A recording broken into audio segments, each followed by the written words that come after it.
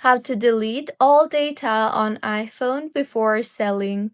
Hello everyone, I am Bishaka and welcome to our channel. Now let's get right into the tutorial. Firstly, go ahead and launch the settings application on your device and further tap on general. Now scroll down to the bottom and you will see the option for transfer or reset iPhone.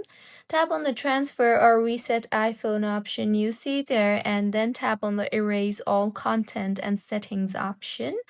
Now, you will be required to sign yourself out of your Apple account and remove your personal data in order to continue. So tap on the continue option if you are sure of deleting all the data, and you will then be required to select if you want to keep your eSIM and erase the data, or if you want to simply delete the eSIM and erase the data. So tap on your preferred option and further follow the prompts in order to delete all the contents from your iPhone before selling. Also, make sure that you have a backup of your data before deleting the data, as once you delete the data, you will not be able to restore it.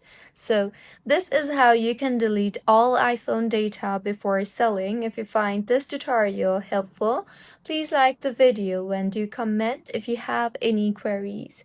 Also, do subscribe to our channel for more helpful tutorials like this. See you on the next one.